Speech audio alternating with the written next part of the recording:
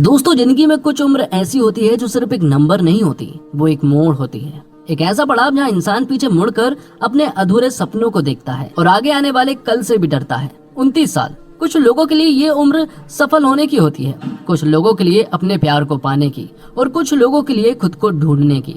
लेकिन क्या होगा जब एक इंसान की जिंदगी ठीक उसी मोड़ पर आकर खड़ी हो जाए जहाँ उसे समझ ही ना आए कि उसे किस रास्ते पर जाना है। तो आज जिस फिल्म को एक्सप्लेन करने वाले हैं उस फिल्म का नाम है 29 और शायद कहीं न कहीं आपको ये फिल्म अपनी ही जिंदगी की याद दिलाने वाली है। तो फिल्म की शुरुआत होती है सत्या नाम के एक साधारण से लड़के से जिसकी उम्र 29 साल हो चुकी है। लेकिन उसकी सबसे बड़ी समस्या यह नहीं है कि वह बेरोजगार है या उसके पास पैसे कम है। उसकी सबसे बड़ी समस्या यह है कि उसे खुद नहीं पता है कि वह अपनी जिंदगी में करना क्या चाहता है। कुछ लोग बचपन से ही तय कर लेते हैं कि उन्हें डॉक्टर बनना है, इंजीनियर बनना है या बिजनेसमैन बनना है, लेकिन सत्या उन लोगों में से नहीं था। उसकी जिंदगी हमेशा दूसरों के फैसलों पर चलती रही है। जब वह स्कूल में पढ़ता था तब उसका सपना इंजीनियर बनने का था। उसे मशीनें पसंद थी, नई चीजें सीखना उसे अच्छा लगता था और वह शहर जाकर अपनी अलग पहचान बनाना चाहता था। लेकिन घर वालों के अपने सपने थे। उन्होंने सोचा कि बेटा पढ़ लिख कर आखिर करेगा क्या। उनके पास तो खेती की जमीन है, इसलिए उन्होंने सत्या को इंजीनियरिंग की जगह एग्रीकल्चर की पढ़ाई करवा दी ताकि आगे चलकर वह खेती संभाल सके। लेकिन जिंदगी ने यहाँ भी उसका साथ नहीं दिया। जिस जमीन के लिए उसने अपने सपने छोड़ दिए थे वही जमीन अब सूख चुकी थी। खेतों में हरियाली की जगह दरारें दिखाई देती थी, बारिश समय पर नहीं आती थी, फसलें पहले जैसी नहीं उगती थी और अब हालात ऐसे हो चुके थे कि खेती से घर चलाना भी मुश्किल हो गया था। यानी कि घर वालों ने उसे जिस रास्ते पर जबरदस्ती धकेल दिया था वह रास्ता भी अब कहीं नहीं जाता है। शायद यही वजह थी कि सत्या के चेहरे पर हमेशा एक खालीपन दिखाई देता था। वह हंसता जरूर था, लोगों से बात भी करता था, लेकिन अंदर ही अंदर उसे लगता था कि उसकी जिंदगी बिना किसी दिशा के चल रही है। इसी दौरान गाँव में एक नेता आता है। गाँव के लोगों को इकट्ठा किया जाता है और बड़े बड़े वादे किए जाते हैं। नेता कहता है गांव की किस्मत बदल जाएगी, नई सड़कें बनेगी, तरक्की आएगी, लोगों को सुविधा मिलेगी। लेकिन जब गांव वालों को पूरी बात पता चलती है तो मालूम पड़ता है कि सड़क बनाने के लिए गांव के पुराने पेड़ काटे जाएंगे। वो पेड़ जो सालों से गांव की पहचान थे, जो गर्मी में छांव देते थे, जो गांव के बच्चों की यादों का हिस्सा थे। तभी सत्या की माँ सबके सामने खड़ी हो जाती है। उनकी आवाज में गुस्सा भी था और दर्द भी। वह साफ शब्दों में कह देती है, अगर सड़क बनाने के लिए एक भी पेड़ काटना पड़े तो हमें ऐसी सड़क नहीं चाहिए। पूरा माहौल एकदम शांत हो जाता है क्योंकि गांव के लोग जानते थे कि पेड़ सिर्फ लकड़ी नहीं होते, वो आने वाली पीढ़ियों की सांसें होते हैं। सत्या अपनी माँ को देखता है। उसे एहसास होता है कि गांव के लोग आज भी पुरानी लड़ाइयों में फंसे हुए हैं।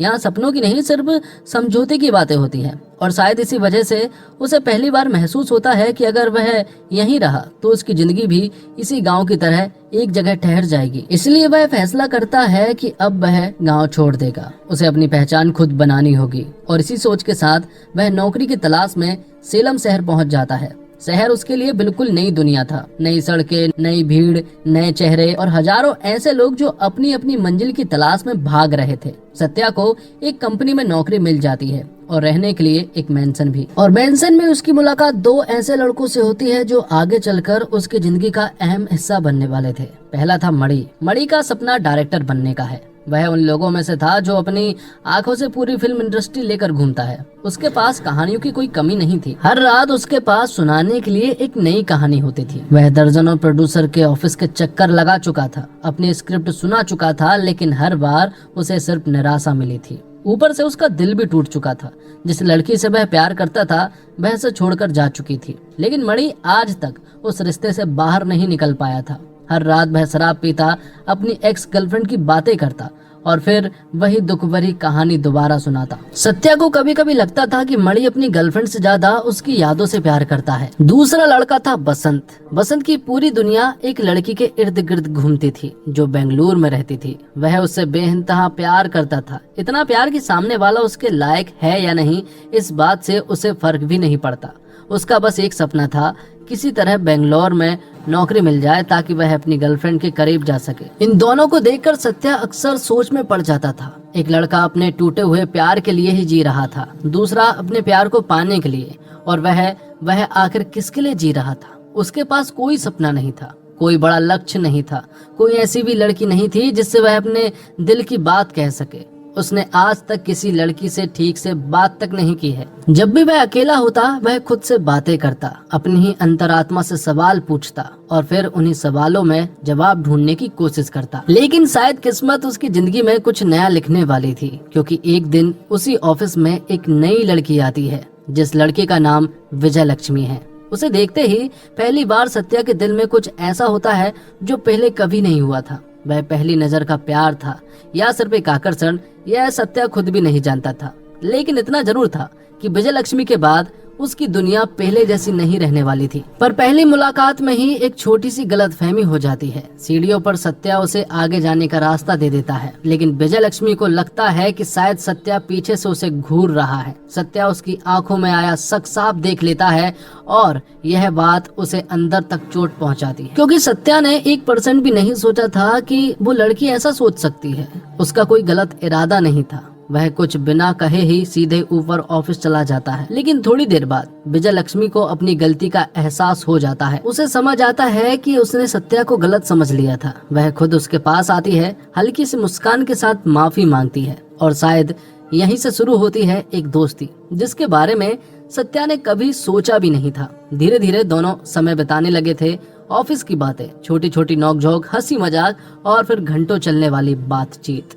सत्या को पहली बार महसूस होने लगा था कि शायद उसकी जिंदगी में भी कोई लड़की डिजर्व करती है। उसे देखकर उसके चेहरे पर मुस्कान आ जाती थी और सबसे बड़ी बात, विजय लक्ष्मी भी उसके साथ उतनी ही सहज महसूस करती थी। पर सत्या को अभी भी अपनी मंजिल मिली नहीं थी, लेकिन पहली बार उसे ऐसा लग रहा था कि शायद उसकी जिंदगी सही दिशा में बढ़ने लगी है। जिसके बाद हम देखते हैं कि सत्या जो है वो अपनी जॉब से उतने ज्यादा पैसे नहीं कमा रहा है जितने उसे कमाने थे। इसी वजह से वो छोटे मोटे काम करता, वो छोटी मोटी शादियों में केटरिंग का काम करता। और हाल ही में जिस शादी में वो मौजूद था ना, वो दरअसल में उसके दोस्त वरुण की शादी है। दरअसल में वो कॉलेज के दोस्त थे। कॉलेज के दोस्त कम थे, दुश्मन ज्यादा थे। और जब वरुण ने सत्या को यहाँ पर देखा तो वरुण उसकी बहुत बेइज्जती करता। ये देखकर सत्या को बिल्कुल भी अच्छा नहीं लगा था। इसी वजह से वो वरुण से भी उल्टी सीधी बातें करने लगा था। बात कुछ ऐसी है कि जिस कॉलेज में सत्या और वरुण पढ़ा करते थे, वो कॉलेज दरअसल में वरुण के पिताजी का था। वो बहुत बड़े बिजनेसमैन हैं और उनके कुछ स्कूल भी हैं। हमें बताया जाता कि कॉलेज के दिनों में सत्या ने वरुण को बुरी तरह से पीट दिया था और फिर सारे पंचायत के लोग इकट्ठे हो चुके थे। वो चाहते थे कि सत्या जो है वो वरुण से माफी मांगे, लेकिन इस चीज के लिए सत्या की माँ तो पूरी तरह से खिलाफ थी। वो कहती है कि सत्या ने कुछ भी नहीं किया है और उसे माफी नहीं मांगनी चाहिए। सत्या की माँ ने अपने बेटे से साफ कह दिया था कि उसे माफी मांगने की कोई जरूरत नहीं है और अगर उसने माफी मांगी तो आज के बाद मुझसे बात कभी मत करना। तब सत्या ने अपनी माँ की बात नहीं मानी और वरुण से माफी मांग ली, जो देखकर सत्या की माँ को बहुत गुस्सा आया और उन्होंने सत्या से बात करना बिल्कुल बंद कर दिया। 4 साल हो चुके हैं, सत्या की माँ ने सत्या से बात तक नहीं की है। सत्या को बस इसी चीज का बहुत ज्यादा दुख लगता है। और जब सत्या चुपचाप बैठा हुआ था ना, तभी उसके पास विजय लक्ष्मी का कॉल आता है और वो कहती है कि उसे मिलना है। तब यहाँ पर सत्या जो है वो तुरंत ही विजय लक्ष्मी से मिलने के लिए पहुंच जाता है। विजय लक्ष्मी जो है वो उसका बहुत देर से इंतजार कर रही थी। विजय लक्ष्मी यहाँ सत्या से कहती है कि उसकी माँ उसे आने नहीं दे रही थी क्योंकि उसकी माँ का मानना था कि उसे बुखार है। और अब वो कहती है कि जरा चेक करके देखो, तो यहाँ सत्या चेक करता है, लेकिन उसे तो बिल्कुल भी बुखार नहीं था। सत्या का बहुत मन है कि वो एक दिन विजय लक्ष्मी को अपने दिल की बात बता दे, लेकिन अभी तक तो वो उसे नहीं बता पाया है। शायद वो किसी अच्छी जगह की खोज में है, ताकि एक अच्छी जगह मिलने पर वो विजय लक्ष्मी को बता सके कि वो उससे कितना प्यार करता है। तभी यहाँ पर गजरे बेचने वाली एक औरत आती है और वो यहाँ सत्या से कहती है कि अगर आप इन फूलों को अपनी गर्लफ्रेंड के बालों में लगाओगे तो ये और भी खूबसूरत लगेगी। लेकिन ये देखकर तो सत्या को गुस्सा आ जाता है। तभी यहाँ पर विजय लक्ष्मी जो है वो सत्या के पास जाती है और उसे एक थप्पड़ लगाती है और वो कहती है कि मैं तुम्हें और कितने हिंट दूंगी, मुझे ही बताना पड़ेगा कि मैं ही तुमसे प्यार करती हूँ। क्या तुम्हें पता नहीं है कि एक लड़की जो है वो किसी लड़के को प्रपोज नहीं करती है। जब मैं दिन रात तुम्हारे साथ घूम रही हूँ, सिर्फ तुमसे ही बात कर रही हूँ, इसका क्या मतलब हो सकता है। तब यहाँ पर सत्या को समझ आ जाता है कि दरअसल में विजय लक्ष्मी भी उसे पसंद करती है और वो उससे प्यार करती है। तब यहाँ पर सत्या जो है वो उसे प्रपोज करने का प्लान बना लेता है। वो कहता है कि वो कोई स्पेशल जगह का इंतजार कर रहा था, लेकिन मुझे ऐसा लगता है कि ये भी एक स्पेशल जगह है। जब यहाँ से 5 कदम तुम दूर जाओगी तो तुम्हें सड़क का शोर सुनाई देगा। दूसरी तरफ जब तुम 5 कदम चलोगी तो तुम्हें लहरें की आवाज सुनाई देगी। लेकिन जिस जगह पर तुम खड़ी हुई हो वहाँ ना तो लहरों की आवाज है और ना ही सड़क का शोर है, मतलब कि ये बिल्कुल परफेक्ट जगह है। तब यहाँ सत्या जो है वो उसे प्रपोज कर देता है, जो देखकर यहाँ पर विजय लक्ष्मी को बहुत अच्छा लगता है। फिर वो उस औरत को ढूंढते हैं जो कि फूल बेच रही थी। वो लोग उसे फूल भी खरीदते हैं और इस तरह से उनकी लव स्टोरी जो है वो स्टार्ट हो चुकी थी। अब हर वक्त वो हमेशा एक दूसरे के साथ रहने लगते। शुरुआत में उन्हें बहुत अच्छा लगता है, दोनों एक दूसरे के साथ काफी सारा टाइम स्पेंड करते थे। और एक दिन विजय लक्ष्मी सत्या से पूछती है कि आखिरकार तुम मुझसे प्यार क्यों करते हो। सत्या बताता है कि इसकी कोई वजह नहीं है, जब कोई किसी से प्यार करता है तो मेरे हिसाब से कोई वजह नहीं रहनी चाहिए। तब सत्या यहाँ पर विजय लक्ष्मी से पूछता है कि आखिरकार तुम मुझे क्यों पसंद करती हो। तो विजय लक्ष्मी बताती है कि जो तुम्हारी अंतरात्मा की आवाज है ना, वो मुझे बहुत पसंद है, उसे मैं सुन लेती हूँ और वो बहुत अच्छी है और उसी को देखते हुए मुझे तुमसे प्यार हुआ था। जिसके बाद दोनों का प्यार जो है वो बहुत ज्यादा गहरा होता गया था। और एक दिन विजय लक्ष्मी बताती है कि वो IAS बनना चाहती है और उसी की वो पढ़ाई करने वाली है। लेकिन एक दिन उसके दोस्त जो है वो आज विजय लक्ष्मी और सत्या से मिलने के लिए आने वाले थे। वो लोग एक पार्क में बैठे हुए थे कि तभी सत्या के पास एक कॉल आता है और उसे बताया जाता है कि उसकी माँ की तबीयत बहुत ज्यादा खराब है। इसी वजह से सत्या जो है वो तुरंत ही बस स्टैंड की तरफ भागा। लेकिन वहाँ विजय लक्ष्मी जो है वो उसका इंतजार कर रही थी, जहाँ विजय लक्ष्मी के साथ उसके दोस्त भी मौजूद थे। और यहीं पर विजय लक्ष्मी ने अपने दोस्तों को यहाँ सत्या से मिलवाया था। विजय लक्ष्मी ने सत्या से कहा कि घबराने की कोई जरूरत नहीं है, सासू माँ को कुछ भी नहीं होगा, बस तुम्हें यहाँ से आराम से जाना है।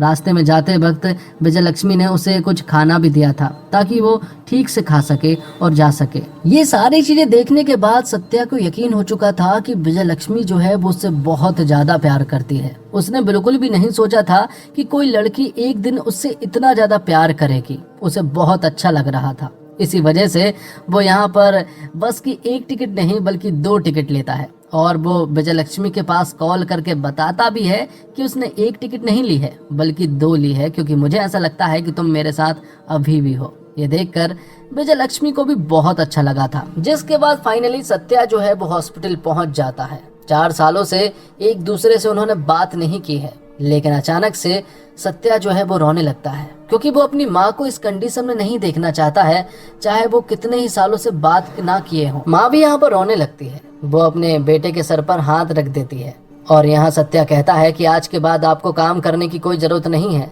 आपकी उम्र होने वाली है और अभी भी आप काम करती रहती हो, ये कोई अच्छी बात नहीं है। तब यहाँ पर सत्या के पिता कहते हैं कि उनकी तबीयत तो अब तभी ठीक रहने वाली है जब तुम उनके साथ रहोगे। मैं चाहता हूँ कि तुम 1 हफ्तों के लिए अपनी माँ के साथ रहो। तब यहाँ पर सत्या को ये आइडिया अच्छा लगता है। वो अपनी गर्लफ्रेंड मतलब कि विजय लक्ष्मी को भी ये बात बता देता है और विजय लक्ष्मी कहती है कि तुम्हें अपनी माँ के साथ जरूर रहना चाहिए। तो यहाँ सत्या जो है वो कुछ दिन अपने माँ के साथ गुजारता है और अपनी माँ को उसने विजय लक्ष्मी के बारे में भी बता दिया था। माँ को विजय लक्ष्मी बहुत पसंद आई थी। अब कुछ ही दिनों के बाद सत्या घर वापस आ जाता है। जब वो घर आया ना तो विजय लक्ष्मी को मालूम चला कि सत्या की तबीयत थोड़ी खराब है। तो यहाँ विजय लक्ष्मी जो है वो सत्या से मिलने के लिए उनके मेंशन पहुंच जाती है, जहाँ पर कि मणि ने शराब लेकर आया था। लेकिन जब उसने यहाँ विजय लक्ष्मी को देखा ना तो उसने उससे कहा कि मैं बाहर चला जाता हूँ। वो यहाँ शराब की बोतल उठाकर बाहर चला जाता है ताकि वो आराम से इन दोनों को थोड़ा समय बिताने दे सके। अब दोनों ही एक दूसरे के साथ थे, जहाँ पर कि सत्या यहाँ विजय लक्ष्मी से पूछता है कि क्या तुमने अपनी माँ को मेरे बारे में बताया है, क्योंकि उनका मेरे बारे में जानना बहुत जरूरी है। तो यहाँ विजय लक्ष्मी कहती है कि मैं फिलहाल तो उन्हें अपने बारे में नहीं बता सकती हूँ। तुम्हें पता है मेरे पिता जो है वो बचपन से ही मेरे साथ नहीं थे, वो बचपन में ही मुझे छोड़कर जा चुके थे। तब मेरी माँ का सिर्फ इकलौता सपना है मुझे IAS बनते हुए देखना। इसी वजह से ये सही समय नहीं है कि मैं उन्हें तुम्हारे बारे में बताऊं, लेकिन मैं एक न एक दिन तुम्हारे बारे में उन्हें जरूर बताऊंगी। थोड़ी देर के बाद ही यहाँ पर मणि आ जाता है। रात भी हो चुकी थी और मणि को ऐसा लग रहा था कि ये लोग कमरे में एंजॉय कर रहे होंगे। लेकिन घर जब वो पहुंचा ना तो उसने देखा कि जो उनका कमरा जो है वो बिल्कुल खराब हो रहा था, कचरे से भरा हुआ था। अब वो कमरा जो है वो पूरी तरह से साफ हो चुका है, क्योंकि यहाँ विजय लक्ष्मी ने उनके कमरे को पूरी तरह से क्लीन कर दिया था और उसने अपने हाथों से ही खाना भी बनाया है, जो खाना खाकर मणि को बहुत अच्छा लगा, क्योंकि 3 सालों के बाद उसने घर का खाना खाया था। मणि यहाँ पर विजय लक्ष्मी को सिस्टर कहकर पुकार रहा था। साथ ही वो उससे ये भी कहता है कि तुम दोनों की प्यार को किसी की नजर ना लगे। लेकिन यहाँ मणि अपने प्यार के बारे में बताता है। वो कहता है कि शुरुआत में ऐसा ही लगता है, ऐसा लगता है कि शायद अब किसी की कोई जरूरत नहीं है, लेकिन धीरे धीरे ये केमिस्ट्री जो है वो बदलने लगती है। लेकिन मैं सिर्फ एक ही बात कहना चाहता हूँ सिस्टर, कि अगर तुम बदली ना तो मैं बिल्कुल तुम्हें छोड़ूंगा नहीं, क्योंकि एक ना एक दिन तुम्हारा फ्यूचर तुम्हारे सामने आ जाएगा, या फिर तुम्हारी फैमिली तुम्हारे सामने आ जाएगी और फिर तुम इस लड़की को छोड़ दोगी। बस तुम्हें यही नहीं करना है, अभी भी सोचने समझने का टाइम है। ये सारी बातें सुनने के बाद विजय लक्ष्मी को ऐसा लगता है कि मणि जो है वो बिल्कुल सही कह रहा है। उसे ऐसा लगता है कि वो अपने फ्यूचर के साथ खिलवाड़ कर रही है। अगर सब कुछ ऐसा ही चलता रहा तो वो कभी भी आईएएस नहीं बन पाएगी। इसी चीज का उसे बहुत दुख था। वो बहुत सोच रही थी और ये सारी चीजें सत्या ने भी नोटिस कर ली थी कि विजय लक्ष्मी परेशान नजर आ रही है। तब जब ब्रेक हुआ तो यहाँ सत्या और विजय लक्ष्मी आपस में बात करते हैं। विजय लक्ष्मी कहती है कि उसने ऑफिस छोड़ने का डिसीजन कर लिया है, लेकिन यहाँ सत्या कहता है कि ये तुम्हारा अकेले का डिसीजन नहीं है, अब मैं तुम्हारा बॉयफ्रेंड हूँ और तुम्हें मुझसे पूछना चाहिए। लेकिन विजय लक्ष्मी कहती है कि मेरे डिसीजन मेरे ही होंगे, मैं तुमसे प्यार जरूर करती हूँ, लेकिन मेरा सपना है आईएएस बनने का, इसलिए वो ऑफिस छोड़ रही है ताकि वो सिर्फ पढ़ाई पर ध्यान दे। लेकिन यहाँ पर उन दोनों के बीच में प्यार बिल्कुल भी कम नहीं था। विजय लक्ष्मी यहाँ सोचती है कि सत्या को ऐसा लग रहा होगा कि वो उसे छोड़कर जा रही है। इसी वजह से विजय लक्ष्मी जो है वो सभी के सामने बता देती है कि वो सत्या से प्यार करती है। वो दोनों ही एक दूसरे से प्यार करते हैं और वो रिलेशनशिप में हैं। लेकिन सत्या को कहीं ना कहीं समझ आ चुका था कि विजय लक्ष्मी जो है वो सिर्फ अपने फ्यूचर पर फोकस करना चाहती है और वही उसकी मंजिल है, जबकि सत्या की सिर्फ एक ही मंजिल है और वो है विजय लक्ष्मी। तो एक तरफ तो विजय लक्ष्मी ने आईएएस की तैयारी कर दी थी और उसने ऑफिस छोड़ दिया था, अब वो सिर्फ पढ़ाई पर फोकस करना चाहती है। इसी वजह से यहाँ विजय लक्ष्मी और सत्या के बीच में बातें जो है वो थोड़ी कम होती है। लेकिन सत्या का हाल जो है वो काफी बुरा था, क्योंकि वो तो एक ऐसा लड़का बन चुका था जो कि सिर्फ विजय लक्ष्मी के साथ ही जीता था। लेकिन आज विजय लक्ष्मी के पास देने के लिए टाइम ही नहीं है। इसी वजह से सत्या जो है वो अकेला पड़ चुका था। सत्या का यहाँ पर लक्ष्य था कि वो विजय लक्ष्मी के साथ जिंदगी गुजारे। शायद यही लक्ष्य उसे एक दिन बहुत बड़ी प्रॉब्लम में फंसाने वाला था। अब विजय लक्ष्मी और सत्या के बीच में ढेरों बात नहीं होती है, कुछ थोड़ी बात ही होती है, जो सुनकर यहाँ सत्या को बिल्कुल अच्छा नहीं लगता है। उसे ऐसा लगता है कि विजय लक्ष्मी मन मार कर उससे बातें कर रही है। और अब विजय लक्ष्मी का प्रीलिम्स का एग्जाम आ जाता है। उसने काफी अच्छी तैयारी की थी, इसलिए उसका एग्जाम जो है वो काफी अच्छा जाता है और 4 महीनों के बाद अब मेंस होने वाले थे। लेकिन उससे पहले विजय लक्ष्मी सत्या को किसी से मिलवाना चाहती है। इसी वजह से वो लोग एक जगह जाते हैं जहाँ पर कि विजय लक्ष्मी सत्या को अपने हिंदी की टीचर से मिलवाना चाहती थी, जिनका नाम गायत्री है। उन्होंने उसे बहुत ज्यादा सपोर्ट किया है और अब यहाँ पर गायत्री ने विजय लक्ष्मी को एक लहंगा भी गिफ्ट किया था, जो जब पहनकर विजय लक्ष्मी आती है ना तो सत्या को बहुत अच्छा लगता है, क्योंकि गायत्री बहुत खूबसूरत लग रही थी।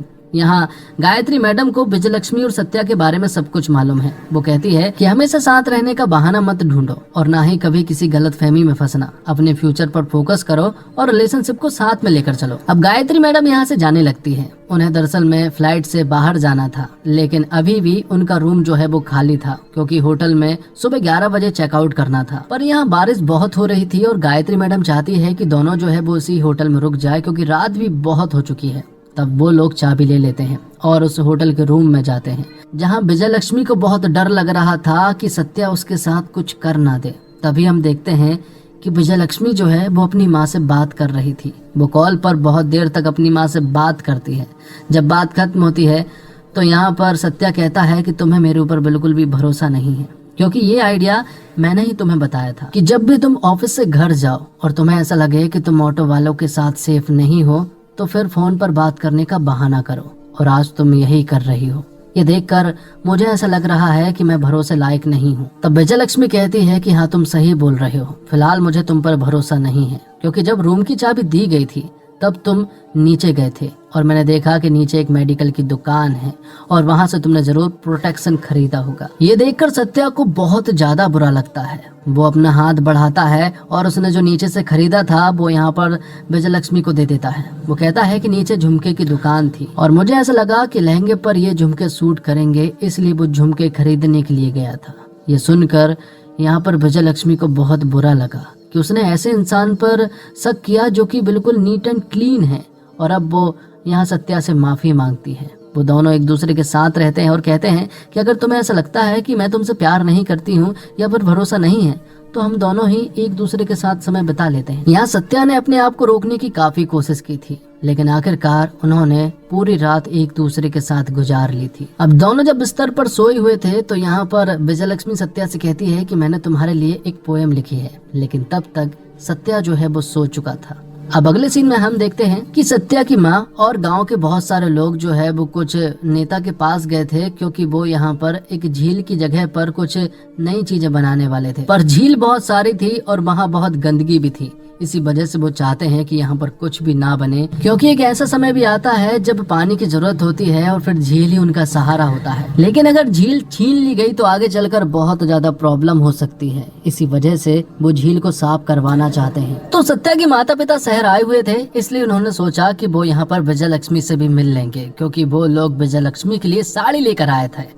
ये देखकर सत्या को बहुत अच्छा लगा। वो तुरंत ही विजयलक्ष्मी के पास कॉल करता है, लेकिन वो कॉल नहीं उठाती है। जिस जगह पर सत्या के पेरेंट्स और गांव वाले बैठे थे ना, वो यहाँ देखते हैं कि बहुत गंदगी है, तब वो इस जगह को साफ करने लगते हैं। उन्होंने इस जगह को पूरी तरह से क्लीन कर दिया था। वो बहुत देर तक यहाँ तक बैठे थे, लेकिन अभी तक विजयलक्ष्मी ने ना तो कॉल उठाया था और ना ही कोई मैसेज किया था। अब इंतजार करते करते शाम हो जाती है, लेकिन विजयलक्ष्मी ने अभी तक यहाँ पर सत्या का कॉल नहीं उठाया था। ट्रेन का भी समय हो चुका था, इसलिए सत्या के पेरेंट्स जो है वो अब जाना चाहते हैं।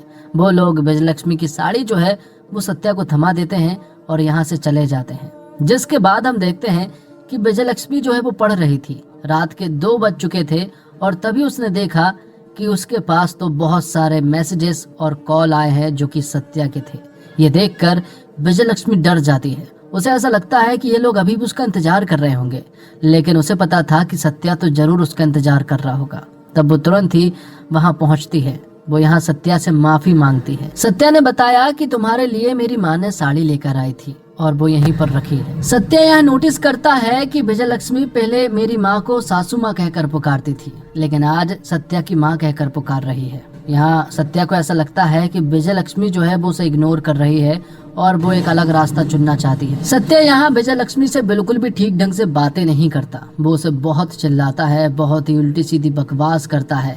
और तो और उसने विजयलक्ष्मी से ये तक कह दिया था कि तुम्हारे पिताजी ने तुम्हारी माँ को छोड़ने का फैसला बिल्कुल सही लिया था, क्योंकि तुम भी उन्हीं के जैसी हो। सत्या ने ये सारी चीजें बहुत ज्यादा गुस्से में कही थी, लेकिन ये सारी चीजें विजयलक्ष्मी को लग जाती है। उसे बहुत ज्यादा दुख होता है। वो घर जाती है और बहुत रोती है और अब वो इन सारी चीजों को छोड़कर सिर्फ और सिर्फ पढ़ाई पर ध्यान देना चाहती है। लेकिन विजयलक्ष्मी के लिए अब ये सारी चीजें इतनी आसान नहीं होने वाली थी। अब जब मेंस का एग्जाम था ना, तब विजयलक्ष्मी के दिमाग में सिर्फ और सिर्फ सत्या की बातें चल रही थी और बीच एग्जाम में ही वो बेहोश हो जाती है। दूसरी तरफ सत्या को किसी चीज से कोई भी लेना देना नहीं है। ना ही वो ऑफिस के बारे में सोचता है, ना ही अपनी जिंदगी के बारे में और ना ही परिवार के बारे में। वो सिर्फ विजयलक्ष्मी के बारे में ही बात करता। तभी विजयलक्ष्मी का कॉल आ जाता है और वो सत्या को अपने पास बुलाती है। सत्या उसे लेने के लिए जाता है और विजयलक्ष्मी उससे कहती है कि वो उसे घर छोड़ दे। विजयलक्ष्मी उससे ये भी कहती है कि घर पर आज कोई नहीं है, इसलिए वो घर के अंदर भी आ सकता है। तब सत्या घर के अंदर आ जाता है और यहाँ पर विजयलक्ष्मी को हक कर लेता है, जबकि सत्या ने विजयलक्ष्मी से एक बार भी नहीं पूछा कि उसका एग्जाम कैसे गया। यहाँ पर विजयलक्ष्मी अब उसे सब कुछ बता देती है कि उसका साल जो है वो खराब हो गया। जब वो एग्जाम दे रही थी तो वो अचानक बेहोश हो गई, क्योंकि तुमने जो सारी बातें बोली थी वही उसके दिमाग में चल रही थी। विजयलक्ष्मी कहती है कि उसका लक्ष्य है IAS बनने का, लेकिन तुम्हारा लक्ष्य है मेरे साथ रहने का। तुम्हें मेरे साथ सिर्फ वक्त गुजारना है, मुझसे शादी करनी है, यही तुम्हारा लक्ष्य है। विजयलक्ष्मी उसे समझाने की कोशिश करती है कि किसी को पाना लक्ष्य नहीं होता है और जो तुम कर रहे हो वो बहुत ही गलत कर रहे हो और अब मैं तुम्हारे साथ बिल्कुल भी नहीं रह सकती हूँ, क्योंकि अगर मैं तुम्हारे साथ रही तो मैं IAS कभी भी नहीं बन पाऊंगी, क्योंकि मेरी दिमागी संतुलन जो है वो बिल्कुल भी ठीक नहीं है। सत्या को यहाँ पर बहुत ज्यादा बुरा लगा था। इसके बावजूद उसने विजयलक्ष्मी के डिसीजन का सम्मान किया था। उसे बहुत ज्यादा बुरा लगा और वो रोते हुए यहाँ से चला गया और इस तरह से 6 महीने बीत जाते हैं। आगे हम देखते हैं कि सत्या जो है वह पूरी तरह से बदल चुका है। नौकरी छोड़ दी है, दाढ़ी बढ़ा ली है और अब वो फुल ऑन कबीर सिंह बन चुका है। हाल ही में वो एक कॉलेज गया था जहां उसने बहुत ज्यादा मारपीट भी की है, और ये वही कॉलेज है जिसे वरुण के पिता चलाते हैं। और अब यहाँ पर सत्या ने कॉलेज के लोगों को बहुत ही बेरहमी से पीटा है और उसकी भी जमकर पिटाई हुई है। और अब वो मणि के साथ बैठा हुआ है और उसके साथ शराब पी रहा है। यहाँ पर मणि उससे बात कर रहा था। वो कहता है कि प्रॉब्लम कॉलेज के लोग नहीं है और ना ही कोई और है, प्रॉब्लम है विजयलक्ष्मी, तू उसे भूल नहीं पा रहा है। और ये बात बिल्कुल सही थी, क्योंकि जिन रास्तों पर सत्या चल रहा है उन रास्तों पर मणि ने बहुत ज्यादा समय बिता चुका है। यहाँ हमें कुछ चीजें मालूम चलती है। वरुण के पिता को सत्या के बारे में मालूम चला है कि उसने कॉलेज के खिलाफ कुछ एक्शन लिए हैं कि वो झील की जगह पर बनी है जो कि इलीगल है, और इस कॉलेज को जल्द से जल्द हटाना होगा। ये बहुत बड़ी प्रॉब्लम थी और वरुण चाहता है कि इस प्रॉब्लम को जल्द से जल्द सॉल्व किया जाए। अब सत्या शहर की कलेक्टर से मिलता है, उन्हें ये सारी बातें बताता है कि झील की जगह पर कॉलेज बना है और आगे भी इसी तरह से झील की जगह पर कॉलेज बनते जाएंगे, लेकिन कभी भी कोई भी इंसान झील को साफ नहीं करेगा। लेकिन मैं चाहता हूँ कि उस कॉलेज को बंद किया जाए क्योंकि वो झील की जगह पर है। साथ ही सत्या उनसे ये भी कहता है कि अगर वो बाकी की झील को साफ कर देता है तब आपको ये डिसीजन लेना ही होगा। तब कलेक्टर मैडम भी उसकी बात से सहमत हो जाती है और कहती है कि तुम झील को साफ करो, वो कॉलेज को उस जगह से हटवाएगी, और अगर झील अच्छे से साफ हो गई तो वो झील की जगह पर कभी भी कुछ भी नहीं बनने देगी। सत्या को अपना लक्ष्य मिल चुका था। वो गांव के लोगों को इकट्ठा करता है और उन्हें झील के बारे में बताता है कि अगर इस झील को साफ कर दिया तो हमें कभी भी कोई भी दिक्कत नहीं होगी और हमारा गांव जो है वो कभी भी पानी के लिए नहीं तरसेगा। सिर्फ हमारा गांव नहीं, शहर का कोई भी इंसान नहीं तरसेगा और ना ही कोई दूसरा गांव। तो अब सत्या जो है वो ढेर सारे लोगों को अपने साथ कर लेता है और उन झीलों को साफ करने लगता है। दूसरी तरफ विजयलक्ष्मी जो है वो काफी परेशान थी क्योंकि पढ़ाई में मन ही नहीं लग रहा था। वो काफी कोशिश करती है लेकिन वो नहीं पढ़ पा रही थी। यहीं पर सत्या के ग्रुप में एक ऐसी लड़की भी थी जो कि सत्या को पसंद करती है, लेकिन सत्या को अब किसी भी लड़की से कोई भी लेना देना नहीं है। वो तो बस झील को साफ करने में लगा हुआ है, यही उसका लक्ष्य था। यहीं पर कुछ लोग आते हैं जो कि कुछ मूर्तियों को विसर्जन करना चाहते थे उन झील में, पर वो लोग यहाँ पर लड़ाइयाँ करने लगते हैं, लड़कियों के साथ बदतमीजी करने लगते हैं। तब यहाँ पर सत्या भी एक्शन लेता है और उनसे फाइट करने लगता है, लेकिन ये देखकर पुलिस वाले जो है वो सत्या को ही अरेस्ट कर लेते हैं। ये सब कुछ वरुण का प्लान था और टीवी पर न्यूज आती है कि दरअसल में सत्या ने उन लड़कियों के साथ बदतमीजी की और यहाँ पर गुंडागर्दी की। ये सारी न्यूज यहाँ पर विजयलक्ष्मी देख लेती है, जिसके बाद वरुण के पिता शहर की कलेक्टर से मिलते हैं। कलेक्टर को वो यहाँ सत्या के बारे में बता रहे थे कि उस इंसान के इंटेंशन बिल्कुल भी ठीक नहीं है, लेकिन कलेक्टर कहती है कि सत्या जो है वो मुझसे मिल चुका है और मुझे पता है कि वो किस तरह का इंसान है और वो क्या कर रहा है। वो लोगों की भलाई के लिए सब कुछ कर रहा है और एक दिन तुम्हें अपना कॉलेज जो है वो बंद करना पड़ेगा। तो जेल में सत्या को बुरी तरह से पीटा जाता क्योंकि वरुण के पिता जो है वो उसे जेल में बुरी तरह से पिटवाते हैं। दूसरी तरफ हम देखते हैं कि विजयलक्ष्मी का पढ़ाई में बिल्कुल भी मन नहीं लग रहा था। वो बहुत ज्यादा फ्रस्ट्रेट हो चुकी थी और फिर एक दिन वो अपनी माँ को सत्या के बारे में बता देती है कि जब तक सारी चीजें ठीक नहीं होगी ना तब तक उसका ध्यान जो है वो पढ़ाई में नहीं लगेगा। वो सत्या के बारे में सब कुछ अपनी माँ को बता देती है, जिसके बाद सत्या की माँ कलेक्टर से मिलती है और उन्हें बताती है कि अगर उसके बेटे को कुछ भी हुआ तो वो छोड़ेगी नहीं, क्योंकि जेल में उसके साथ कुछ भी हो सकता है। मुझे एक बार अपने बेटे से मिलना है। तब यहाँ कलेक्टर ने परमिशन दी और सत्या की माँ जो है वो सत्या से मिलने के लिए पहुँच जाती है। सत्या यहाँ पर अपनी माँ से कहता है कि सब लोग मुझसे हमेशा कहते रहते थे कि उसका कोई लक्ष्य नहीं है, उसकी कोई पहचान नहीं है, लेकिन आज वो बता रहा है कि अब झील को साफ करना और उन्हें सुरक्षित रखना ही उसका लक्ष्य है। साथ ही वो अपनी माँ को बताता है कि ये लोग शायद आज रात मुझे मारने वाले हैं, इसलिए मैं चाहता हूँ कि तुम बाहर जाओ बिना डरे। अपने चेहरे पर डर नहीं दिखना चाहिए, बिल्कुल खुश होकर जाना और बाहर जाकर सारे मीडिया वालों को बताओ कि आज रात उसकी जान जो है वो खतरे में है। तब उसकी माँ ऐसा ही करती है, वो बाहर जाती है और सारे मीडिया वालों को बता देती है कि उसके बेटे की जान जो है वो जेल में खतरे में है। और जब सत्या की माँ ने ये सारी बातें बताई ना तो ये बात मीडिया में फैल जाती है और फिर वरुण और उसके पिता के कॉलेज पर एक एक्शन लिया जाता है और उनके कॉलेज को बंद करने का यहाँ पर फैसला सुनाया जाता है, जिससे कि वरुण के पिता को बहुत बुरा लगा। वो अपने बेटे को थप्पड़ लगाते हैं क्योंकि अब वो कुछ भी नहीं कर सकते थे। जिसके बाद हम देखते हैं सत्या को, जो कि हॉस्पिटल में मौजूद था। जब उसकी आंखें खुली ना तो उसकी आंखों के सामने विजयलक्ष्मी की माँ थी। वो उनसे कहती है कि मैं तुम्हारे बारे में सब कुछ जानती हूँ क्योंकि विजयलक्ष्मी ने मुझे तुम्हारे बारे में सब कुछ बता दिया है। वो कहती है कि विजयलक्ष्मी का पढ़ाई में मन नहीं लग रहा है, वो सिर्फ तुम्हारे बारे में सोचती है। मैं चाहती हूँ कि तुम सब कुछ ठीक कर दो, लेकिन ये बात मत बताना कि मैं तुमसे मिलने के लिए आई थी, वरना वो और भी ज्यादा परेशान हो सकती है। जिसके बाद यहाँ पर सत्या जो है वो अपने दोस्त मणि से बात करता है और पता चलता है कि दरअसल में सत्या जो है वो हॉस्पिटल में पिछले 10 दिनों से है